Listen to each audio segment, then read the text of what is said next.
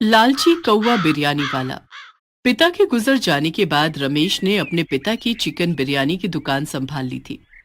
रमेश की दुकान गांव के बीचों बीच थी, जहां रमेश अपने हाथों से चिकन बिरयानी बनाकर बेचता था। इन दिनों रमेश का कारोबार बहुत चलने लगा था। एक दिन रमेश अपनी दुकान में बैठा था। उस समय उसकी दुकान में कई सारे ग्राहक बैठे बिरयानी खा रहे थे। अरे वाह, आज भी मेरी काफी कमाई हो गई है। लगता है लोगों को मेरे हाथ की बिरयानी खाकर बहुत मजा आ रहा है। तभी तो हर समय मेरी दुकान में इतनी भीड़ लगी रहती है। तभी आनंद नाम का आदमी रमेश की दुकान में आता है। अरे रमेश भाई, 1 किलो बिरयानी पैक कर देना। हाँ हाँ, अभी कर देता हूँ। रमेश बिरयानी के बर्तन से बिरयानी निकालता है, पर बिरयानी केवल 2 किलो ही थी। सारी बिरयानी खत्म हो चुकी थी। आनंद भाई, बिरयानी तो केवल 2 किलो ही बची है। आज सारी बिरयानी खत्म हो गई। अच्छा चलो, 2 किलो ही दे दो। रमेश आनंद को 2 किलो बिरयानी देता है। आनंद वो बिरयानी लेकर वहां से चला जाता है।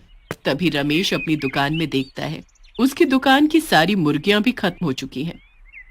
अरे, मुर्गियां भी सारी खत्म हो चुकी हैं। अब मैं बिरयानी कैसे बनाऊंगा? चलो, मैं तुरंत जाकर कालू भाई से मुर्गियां लेकर आता हूँ। शाम होते ही रमेश दुकान बंद करके उसी गांव के एक कालू मुर्गी वाले के पास जाता है। ये लीजिए कालू भाई, 4,000 रुपए, और मुझे अच्छी वाली 12 मुर्गियां दे दीजिए। रमेश भाई, 12 मुर्गियों के 4,000 रुपए नहीं, बल्कि 10,000 रुपए लगेंगे। पर मैं तो रोज 4,000 रुपए में 12 मुर्गे आपसे ले जाता हूँ, फिर आज 10,000 रुपए के कैसे? वो इसलिए कि मुर्गियों के दाम आज से बढ़ गए हैं। मुझे खुद इतने महंगे दाम में मुर्गियां मिली हैं। अब 10,000 में लेना हो तो लो, वरना अब जाओ यहां से। अरे ये क्या, अचानक से मुर्गियों के दाम इतने बढ़ गए? अब मैं दुकान में बिरयानी कैसे बेचूंगा? रमेश भाई, जब मुर्गियों के दाम बढ़े हैं तो आप अपनी बिरयानी के दाम भी बढ़ा लीजिए। इससे आपको कोई नुकसान भी नहीं होगा। चलो ठीक है, आप 5 मुर्गियां दे दो। रमेश 5 मुर्गियां खरीद कर अपने घर आता है। देखते ही देखते सवेरा हो जाता है। तभी रमेश अपनी दुकान के बाहर एक बोर्ड लगा देता है, जिस पर लिखा था कि अब बिरयानी 1 किलो 400 रुपए की मिलेगी।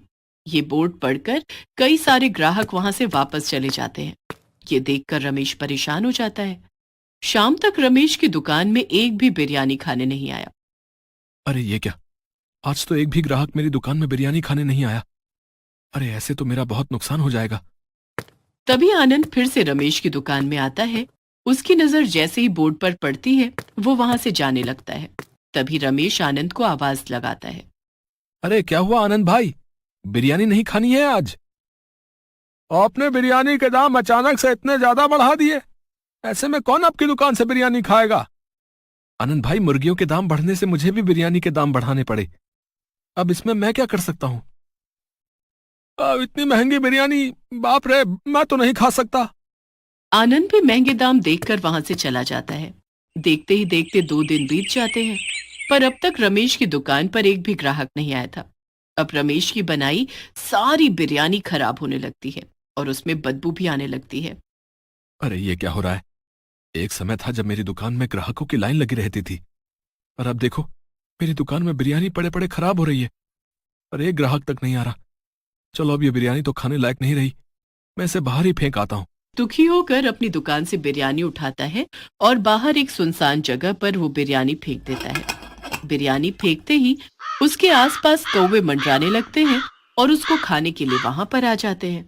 इतने सारे कौवे, मुर्गों से ज्यादा तो इनकी तादाद लगती है। क्यों ना इनकी थोड़ी जनसंख्या कम कर दी जाए। अब मुर्गा बिरयानी बनाना बस की बात नहीं रही। क्यों ना मैं भी कौवा बिरयानी बनाकर अपनी दुकान में बेचूं। बिरयानी में आधा कौवा रहेगा और आधा मुर्गा। इससे किसी को पता भी नहीं चलेगा कि बिरयानी में मुर्गा है या कौवा। ये सही रहेगा। अपने मन में ये खुराफाती उपाय लेकर रमेश उस दिन से गांव में कौवे पकड़ना शुरू कर देता है और कालू से 2 मुर्गियां लाया और 8 कौवे मिलाकर बिरयानी बनाने लगता है। अब रमेश ने अपनी बिरयानी का दाम पहले की तरह रख दिया। ये देखकर लोग खुश हो गए। तभी आनंद फिर से रमेश की दुकान में आता है और वो रमेश से बिरयानी मांगता है। ये आपने अच्छा किया रमेश भाई, बिरयानी के दाम आपने पहले जैसे रख दिए। काफी समय से आपकी बिरयानी नहीं खाई थी ना, तो मन बहुत बेचैन हो रहा था। लाइए, अब तुरंत 1 प्लेट बिरयानी दीजिए मुझे। तभी रमेश बिरयानी आनंद को देता है, जिसमें 2 पीस ही मुर्गे के थे और बाकी के सारे पीस कौवे के। अब आनंद फटाफट बिरयानी खाने लगता है। तभी उसके हाथ में कौवे की एक टांग लगती है। ये देखकर आनंद रमेश से कहता है, अरे रमेश भाई, ये क्या? ये मुर्गे की टांग इतनी बारीक कैसे? लगता है आज का मुर्गा बहुत कमजोर था। आनंद भाई, आज का मुर्गा बहुत कमजोर था, इसीलिए उसकी टांग भी इतनी बारीक है। खाइए, आप खाइए। आनंद वो कौवा बिरयानी को गपागप खाते चला था। अच्छा हुआ इस आनंद को पता नहीं चला कि ये जो बिरयानी खा रहा है वो मुर्गे की नहीं बल्कि कौवे की बनी है। थोड़ी देर बाद वो सारी बिरयानी खा लेता है और रमेश के पास जाता है।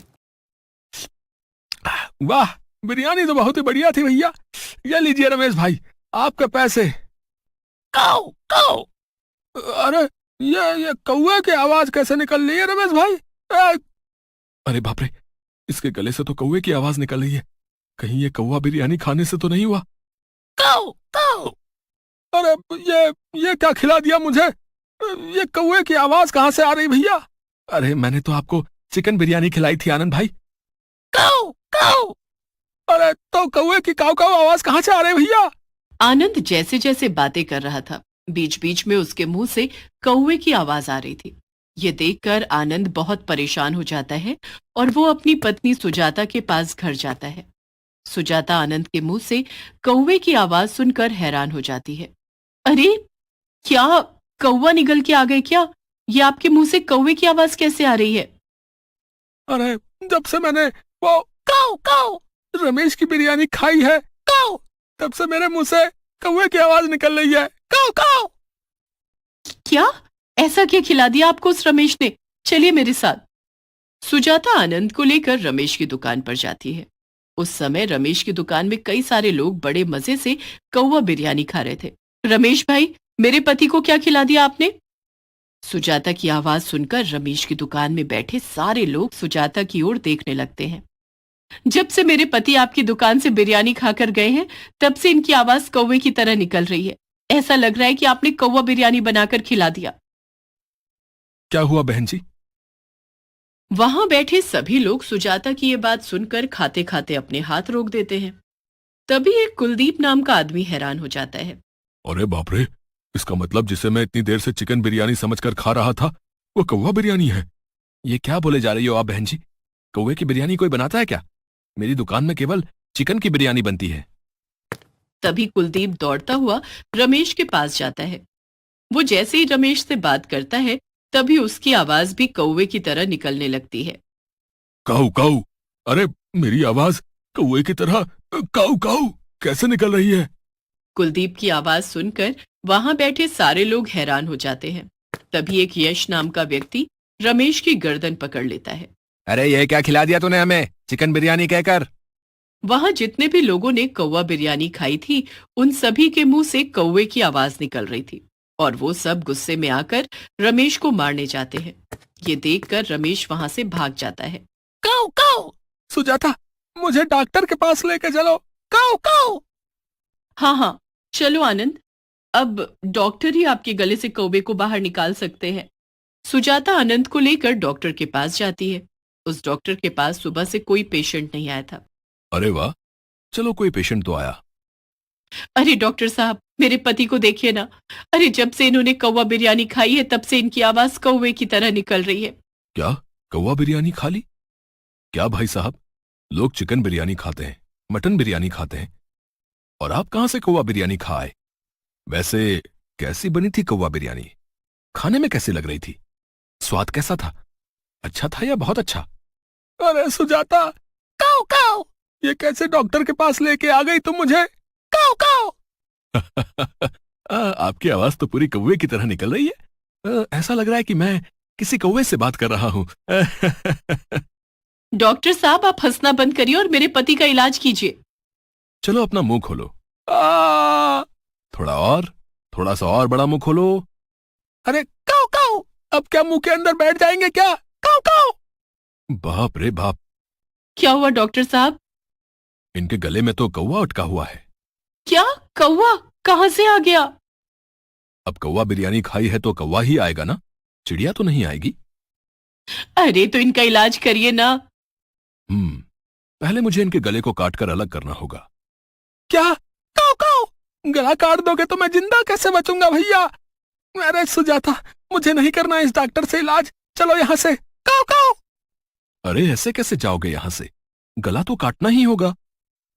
तभी वो डॉक्टर हाथ में छुरी लेकर आनंद के पीछे भागता है। आनंद चिल्लाते हुए तेजी से वहां से भाग जाता है।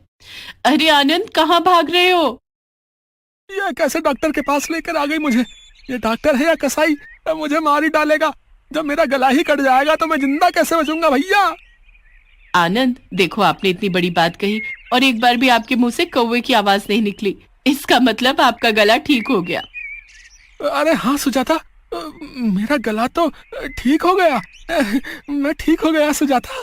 आनंद ये देखकर बहुत खुश हो जाता है और वो सुजाता के साथ खुशी खुशी अपने घर चला जाता है। उस दिन से ना तो रमेश उस गांव में किसी को दिखाई दिया, ना ही उसकी कौवा बिरयानी।